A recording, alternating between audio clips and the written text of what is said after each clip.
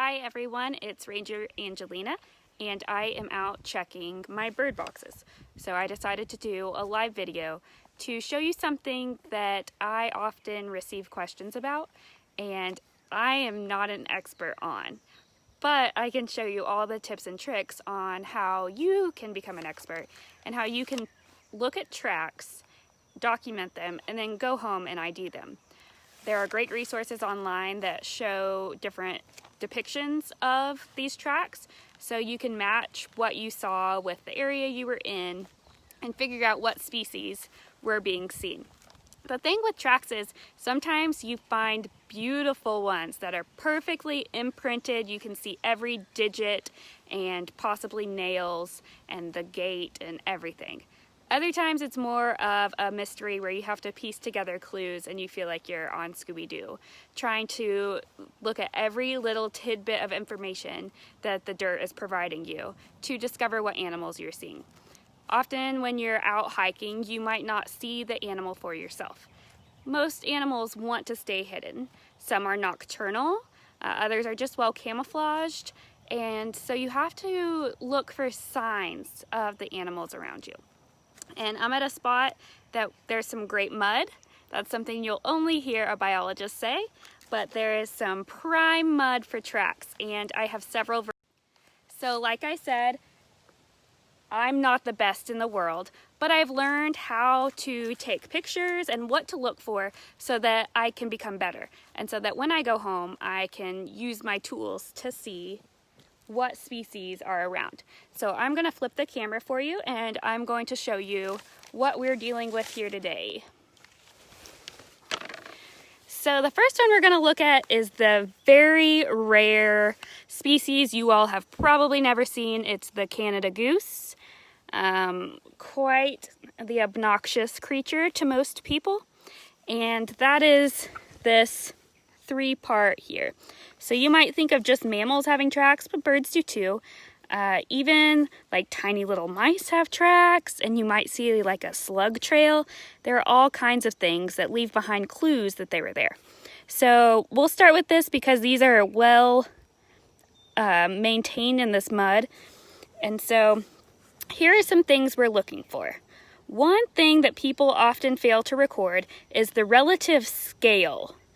So when you're taking a picture or looking in real life, you want to make note of how big that print is, because there are a lot of tracks that look very similar but are very different sized creatures. So one thing I use is my hand, which isn't the best scale, but you can measure it at home. And some people can even tell you how long the top of their index finger to their thumb is from doing this in the field. And there are a lot of notebooks that even have a ruler included in the back cover. So if you're one that keeps a Right in the Rain journal or something similar out in the field, you can actually use that journal and have really the true scale. So don't just take a picture of this one print here with your scale, but you're also going to look for the stride and the straddle. So stride is difference between, or distance between front and back, or one print from the next. Straddle's the distance between left and right. And so you're looking for those measurements, and then you're looking for the pattern in which that animal was walking, because that's telling too. So you can follow here the whole way that that goose went, right? Deer are tracks that people can ID easily. Also, there's not really anything that looks quite like them in Oklahoma. Some things that trip me up include squirrels and skunks because they're very similar. And for me, the squirrel prints are always bigger than I would imagine in my head. So we have some here.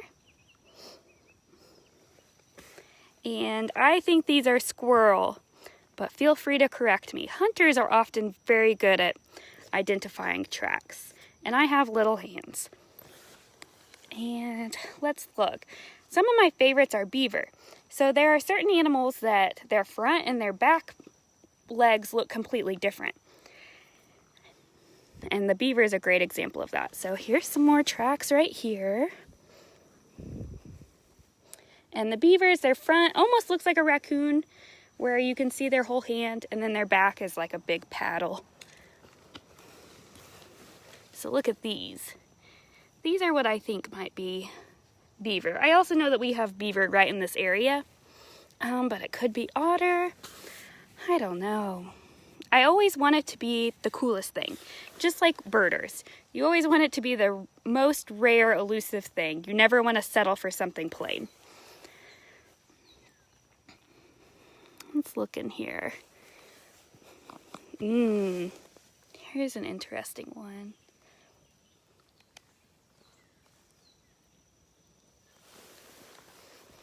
And here are some more little ones.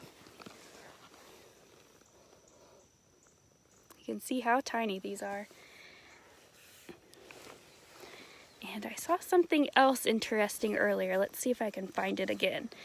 The sunlight is changing on me. But I saw a bobcat track. So what you're looking for in those feline and canine species are the number of toes, and you're going to want to find the pad, and then you're also going to want to see if it has nails or not. Those are all indicative of what species you're seeing. Of course, I won't be able to find it now. But you can see what a little highway this was for all of those different animals. Okay, I found it. So here's this print. I don't see any nail marks. It looks to me like a bobcat. I don't think it's a spider monkey, but if anyone else has some ideas what this is.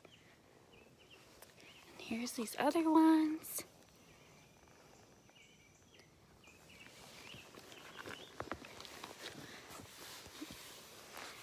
So why is this important? Other than just for fun, to know what animals are around you without actually having to see them, what I'm doing right now is monitoring my nest boxes.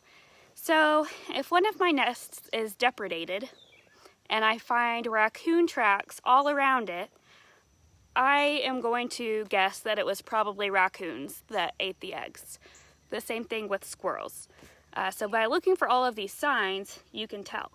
I used to work with beach nesting birds, and so they're on the sand, and so often they could leave really distinct and easy to identify tracks. And beach nesting birds are laying their eggs directly on the sand. And so when a predator comes in, you can tell what went exactly to that nest and left. And so it was important to note that working with protected species, because then you could offer a really good guess on what depredated that nest. Was it feral cats that are a nuisance in the area that maybe need to be trapped? Were they skunks that were brought in by human trash?